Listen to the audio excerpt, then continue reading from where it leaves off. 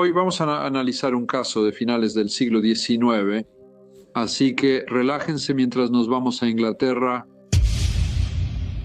Amy Smart nació el 16 de febrero de 1872 en West Brighton, en la costa de Sussex, en Inglaterra. Ella era hija de John y Anne Smart, quienes vivían modestamente y trabajaban duro para mantener a su familia. En la Inglaterra de finales de la época victoriana, las familias trabajadoras tenían pocas comodidades y se enfocaban en lo básico. Y Amy creció en una casa pequeña donde compartía habitación con sus hermanos y ayudaba con las tareas del hogar desde temprana edad. La educación era más accesible en la infancia de Amy, quien asistió a la escuela primaria local y aprendió a leer, escribir y aritmética. Fuera de la escuela, ayudaba en casa haciendo mandados, tareas del hogar y apoyando a sus padres en lo que podía. Era una existencia sencilla y práctica, definida por las demandas cotidianas de la vida familiar. Cuando tenía 17 años, se casó con Federico Jaime Gregorio, un joven del pueblo de Worthing, que era 5 años mayor que ella. El 13 de mayo de ese mismo año dio a luz a una hija, a quien la pareja llamó Amy Sarah Anna. 3 años después, el 27 de enero de 1892, nació un hijo, a quien llamaron Jaime Guillermo Walter. En ese momento, la pareja y sus hijos vivían en la calle Albert en Richmond, un pueblo en las afueras de Londres, conocido por sus calles tranquilas, paseos junto al río y una mezcla de familias de clase trabajadora y clase media. La zona tenía un sentido de comunidad, con pequeñas tiendas y casas cercanas entre sí, y donde la vida diaria giraba en torno al trabajo y la familia. Frederick tuvo varios trabajos durante los primeros años de su matrimonio. Había sido mozo de cuadra, cochero, pintor y empapelador. Estos cambios reflejaban las oportunidades disponibles para un hombre trabajador en el periodo de finales de la época victoriana. Mientras tanto, mientras su esposo estaba fuera trabajando, Amy administraba el hogar y cuidaba a los niños, cocinando, limpiando y ganando dinero donde podía. En la Inglaterra victoriana, tales cargas recaían fuertemente sobre las mujeres, quienes se esperaba que mantuvieran el hogar unido mientras sus esposos trabajaban. Amy siguió este patrón, criando a su pequeño hijo e hija en su modesta casa, mientras Frederick estaba fuera la mayor parte del día, ganando un ingreso escaso. No obstante, la presión diaria, problemas económicos y las demandas de criar a una familia joven terminaron afectándolos. Y Frederick y Amy se separaron hacia finales de 1893. Cualquiera que haya sido la razón de su separación, nunca la revelaron realmente. Frederick llevó a los niños con sus padres y Amy quedó sola para valerse por sí misma. 6 meses después volvió a embarazarse. Ella había estado trabajando como sirvienta doméstica, un puesto que exigía largas horas de trabajo por poco dinero, y para las mujeres que esperaban un hijo, la carga era aún más pesada. Se esperaba que las sirvientas fueran discretas, incansables y que no tuvieran exigencias personales. Un embarazo hacía esa vida casi imposible. A los 8 meses de embarazo, las circunstancias de Amy se habían vuelto desesperadas. Sola, sin esposo y sin un hogar propio, recurrió al único lugar que le quedaba. El 12 de diciembre de 1894, Amy ingresó a la Casa de Trabajo de Richmond, una institución austera destinada a brindar refugio y atención básica a los indigentes. La Casa de Trabajo era básica y sin comodidades. Tenía dormitorios fríos, camas estrechas y una rutina estricta de trabajo, comidas e inspección. La vida ahí era estricta e impersonal, un refugio para quienes no tenían otro lugar, pero no un hogar familiar. En el registro dio su nombre simplemente como Amy Smart y se describió como soltera, aunque en realidad todavía estaba casada. 3 semanas después, en la víspera de Año Nuevo, dio a luz a una hija en el asilo. La llamó Frances Maud Smart y fue bautizada el 20 de enero. 4 días después, Amy salió del asilo por voluntad propia. Su vida, ya incierta, ahora se había vuelto aún más difícil. Sola en Londres, en 1895, con un bebé recién nacido y sin medios confiables de apoyo, significaba que enfrentaría una lucha constante simplemente para sobrevivir. Tarde en la noche del viernes 25 de enero, Amy llamó a la puerta de una casa en Alexandra Road en Richmond, llevando a su bebé en brazos. Preguntó si había habitación para pasar la noche. Eran casi las 10:30, pero la señora que vivía allí, la señora Sarah Burridge, preocupada por el bienestar del bebé, la dejó entrar. Amy le dio las gracias y le dijo que no tenía ni un amigo ni un hogar al que ir, y que si no la hubieran dejado entrar, no le habría quedado otra opción más que caminar por las calles toda la noche. La señora Burridge intentó ayudar a Amy, y el 29 de enero organizó que una mujer llamada señora Charlotte Williams viniera a su casa para que Amy pudiera hablar con ella.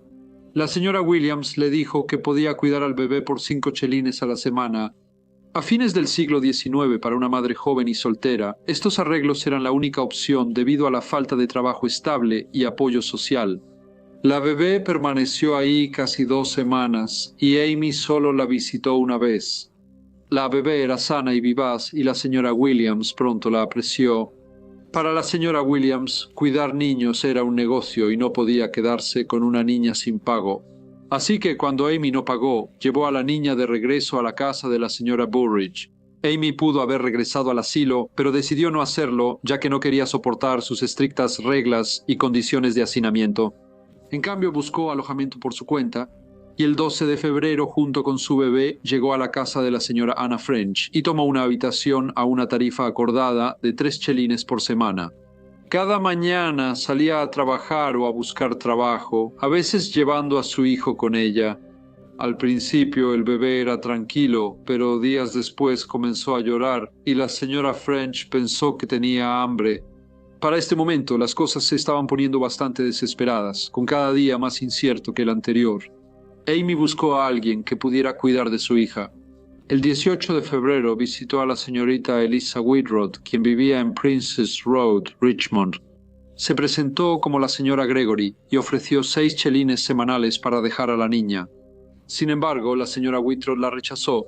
Al no poder conseguir el acuerdo que buscaba, Amy siguió buscando a alguien dispuesto a quedarse con el bebé. El 20 de febrero, alrededor de las 8:40 p.m., la señora French escuchó al bebé llorar, seguido por el sonido de Amy tratando de calmarla. Escuchó la puerta abrirse y cerrarse. Como Amy y su bebé habían salido de la casa, la señora French escuchó que Amy regresó alrededor de las 10:15 p.m., pero extrañamente, sin la niña. Le preguntó dónde estaba la bebé, y Amy respondió que la había dejado al cuidado de la señora Whitrod. Poco antes de las 7 de la mañana del martes 21 de febrero, William Walker paseaba por el canal en Richmond cuando vio algo en las zanjas cerca de Old Deer Park. Al mirar más de cerca, vio a un niño tirado sobre el hielo. No lo tocó y en su lugar fue a avisar a la policía. Poco después, el señor Walker regresó junto con el agente de policía Juan Adams. El agente Adams levantó el pequeño cuerpo y se dio cuenta de que era una bebé. Luego fue directamente a la estación de policía y entregó a la bebé fallecida al doctor Mateo Gardner. La bebé de cerca de un mes tenía un pañuelo blanco torcido en el cuello. Más tarde, el doctor Gardiner realizó una autopsia y notó que la bebé estaba demacrada, pesando solo 5 libras y media, sin alimento en el estómago ni en los intestinos. Confirmó que llevaba muerta al menos 12 horas. Y aunque la exposición y la inanición contribuyeron a su debilidad, la causa de la muerte fue asfixia. El caso pasó a ser una investigación policial urgente, pues los oficiales buscaban saber cómo la niña llegó a esa condición y quién era responsable de su muerte. La noticia del macabro hallazgo se difundió rápidamente por Richmond, provocando tanto tristeza como inquietud.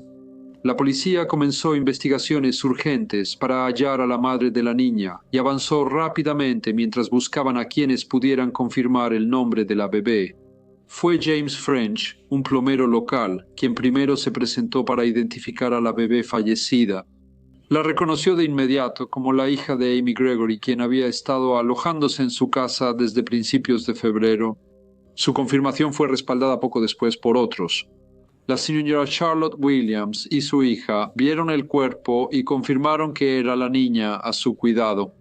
Esos testimonios casi no dejaron dudas en las autoridades. La madre del bebé hallado sin vida junto al camino de Sirga era una joven llamada Amy Gregory. El 24 de febrero el detective Thomas Hawkins llegó a la casa del señor y la señora French, donde Amy se había estado hospedando.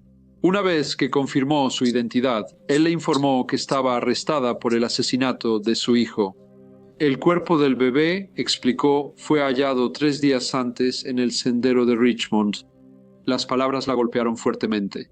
Primero insistió en que su hijo todavía estaba en Richmond, pero luego vaciló y dijo, ¿cómo lo descubrieron? Ojalá lo hubiera enviado lejos. Luego fue puesta bajo custodia. El 25 de febrero por la mañana, el inspector Guillermo Pugsley la acusó formalmente en la estación de policía de Richmond. Su respuesta fue de negación, mezclada con una dolorosa omisión de sus circunstancias. Ella dijo, no maté a mi hija, murió de inanición. Perdí la leche por la preocupación, sin dinero ni trabajo para conseguir comida. Luego confirmó que su nombre era Amy Gregory y dijo que era una mujer casada que vivía separada de su esposo. Con esas palabras ya registradas, el asunto pasó de las manos de la policía. Amy Gregory sería juzgada por asesinato. El bebé fue sepultado en el antiguo cementerio de Richmond el 4 de marzo de 1895. Poco más de 3 semanas después, el 27 de marzo, su madre, Amy Gregory, fue juzgada en el Old Bailey por su asesinato. Para la fiscalía, el señor C. F. Gill le dijo al tribunal que cuando la hija de Amy Gregory tenía solo unas semanas de nacida, ella la llevó al Old Deer Park en Richmond, la mató y desechó el cuerpo en una zanja. Reconoció sus dificultades y la describió como una mujer sin dinero, sin trabajo y con poco apoyo. Enfatizó que, aunque su situación era desesperada, tenía otras opciones y que la pobreza no justificaba ese acto. Se citaron varios testigos, incluidas enfermeras del asilo de Richmond, que declararon sobre el nacimiento del niño en diciembre pasado. Describieron al bebé como sano y a su madre como Amy Smart. La señora Sarah Burridge recordó que Amy se hospedó en su casa, pero afirmó que no tenía dinero para pagar la habitación.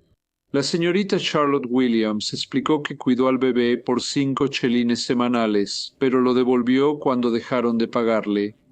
No se realizaron. La defensa alegó que Amy tuvo que caminar por las calles con su bebé en pleno invierno, hambrienta y sin poder alimentarla. Explicaron que la niña pudo haber muerto de exposición y desnutrición mientras aún estaba en los brazos de su madre, y que al no saber qué hacer dejó a su hija junto al río después de su muerte. Los abogados también argumentaron que si Amy había matado a su bebé, lo hizo en un estado de desesperación que le había robado la razón. Presentaron testigos, en su mayoría mujeres, que vieron a Amy semanas antes de su arresto. Cada una recordó cómo Amy había acudido a ellas en busca de ayuda. Algunas contaron que Amy les preguntó si conocían dónde dejar a un bebé. Otras dijeron que suplicó dinero o que ofreció vender la ropa de su bebé. Estos testimonios pintaban el cuadro de una madre yendo de puerta en puerta durante las semanas más frías del invierno, cansada y cada vez más desesperada, sin poder encontrar nunca el apoyo duradero que necesitaba. Cuando interrogaron a Amy, fue invadida por el dolor y sollozó incontrolablemente mientras relataba las terribles circunstancias que habían llevado a la muerte de su hijo. Ella le dijo al tribunal que después de salir del asilo con su bebé, fue a la casa de su padre solo para que le negaran la entrada. Sin tener a dónde más acudir, deambuló de un lugar a otro, buscando trabajo o pequeñas ayudas de conocidos. Dijo que una mujer le quitó al bebé por un momento, ya que el pequeño tenía frío y hambre y que ella no podía ni siquiera proporcionarle el alimento más básico. Dijo que a menudo no podía dormir porque la perseguía la preocupación de encontrar trabajo y cuidar a su hijo. Relató cómo su madre le había dado 2 peniques para la comida del bebé y que su hermana le dijo que no podía darle nada. Mirando al juez, insistió en que siempre había tratado de ser una buena hija, incluso dándole su último centavo a su padre cuando vivía en casa. A pesar de sus súplicas, los mejores esfuerzos de la defensa y las terribles circunstancias que la habían llevado a la desesperación, el jurado emitió un veredicto de culpabilidad, pero pidió clemencia debido a su extrema pobreza y angustia. Sin embargo, el juez ignoró las súplicas de clemencia y sentenció a Amy Gregory a muerte por ahorcamiento. Varios periódicos tomaron su caso y llamaron la atención sobre las circunstancias en las que ella y su bebé se encontraban. Algunos la apoyaron, otros no. Quienes la apoyaron resaltaron que había ayuda pública como casas de trabajo disponibles para dar comida, calor y refugio y que quizá habrían evitado la tragedia.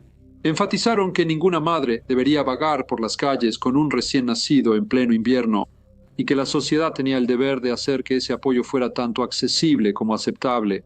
La cobertura también planteó cuestiones más amplias de justicia y el trato del infanticidio. Algunos argumentaron que las madres, bajo una angustia extrema, podrían merecer indulgencia, mientras que otros insistieron en que la protección de los bebés debía seguir siendo lo más importante. Ni las mayores dificultades justificaban quitarle la vida a un niño. Los periódicos, al informar tanto sobre la tragedia humana como sobre el contexto social, llamaron la atención sobre la tensión entre la compasión hacia la madre y la necesidad de proteger a los más vulnerables. El jurado, molesto porque el juez no aceptó su solicitud de clemencia, pidió que el juez Collins escribiera al secretario del Interior para solicitar clemencia para la joven. Pronto también circuló una petición de indulto, la cual fue apoyada no solo por las personas que vivían en Richmond, sino también por la señora Gertrude Jenner, una mujer conocida por su disposición a defender causas que consideraba tratadas injustamente. En el caso de Amy, actuó con su característica energía, organizando peticiones y solicitando que la sentencia fuera conmutada. Su perseverancia rindió frutos cuando, el 1 de abril de 1896, el secretario de Estado, tras considerar todo, recomendó a la reina conceder un indulto de la pena de muerte, y conmutaron la sentencia de Amy. Amy Gregory, antes recluida en Holloway, fue trasladada a la prisión de Woking. Aunque su sentencia fue conmutada, ahora debía trabajos forzados de por vida. Sin embargo, después de más peticiones, fue trasladada a la prisión de Su Majestad en Aylesbury y en marzo de 1899 fue liberada bajo licencia. Se le proporcionó alojamiento temporal en Oxford House y luego fue colocada con una familia en Bournemouth.